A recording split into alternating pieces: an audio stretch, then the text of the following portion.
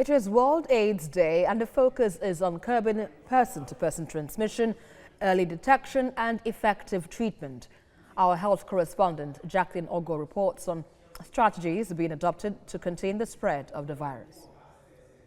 In 2018, 770,000 people died of HIV-related causes worldwide.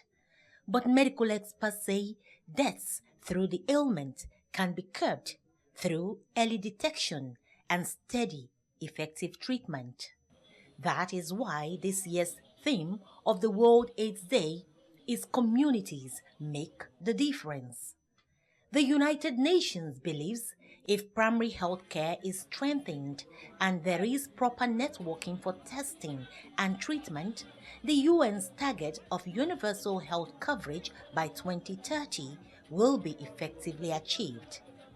It's important for people to go out and know their status so that they can be treated on time and live a high quality of life. There's what you call self-stigma. You feel stigmatized because you know how you would react to another person if that person told you that they had HIV. Patrick Akpan is living with the AIDS virus. He says there is an easy route to a success story for anyone who has the virus. The first thing is that you have to be taking your drugs, and this drug that you have to take it at the right time. You attend clinic appointments regularly for checkups, and then you live a normal life. Eat well and drink water. That's all. Julie Adebowale is also living with the virus. She knew her status just before she had a baby. She has an advice for pregnant women. It has now been integrated into all the health centers in Lagos State. So if you come in there, take their test, it's part of it. The HIV test is part of the packages for women. So they take their tests and they know their HIV test status on time. If they know it on time, they could be able to prevent not transmitting the virus to the unborn baby. My viral load has been suppressed to that level that I will not transmit the infection to another person, even to my babies, because that's why I have negative babies. For 14 years, from 2004 to 2018, this country, Nigeria, has only been able to place 750 people, that's 750,000 clients on treatment in 14 years. And so looking at that figure, now they have given us a mandate that we need to add extra 500,000 people on treatment between that time and September 2020. And of course, for Nigeria and for Lagos, there are 7 key states that were flagged by virtue of that NIAID study, and Lagos is one of them. In 2018, 1.7 million people got infected with HIV.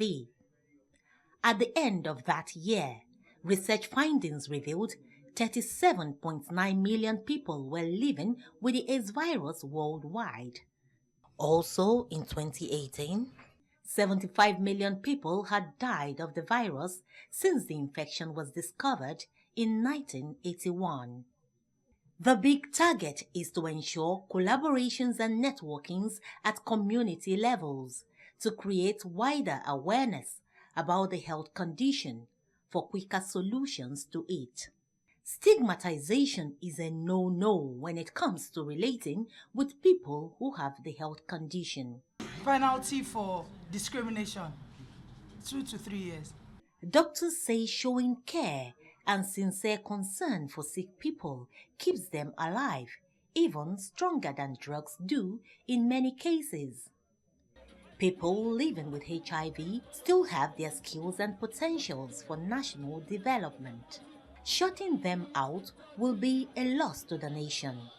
The very reason why government must ensure legislation and the implementation of such legislations against stigmatization to encourage people to come out and test freely for HIV without fear.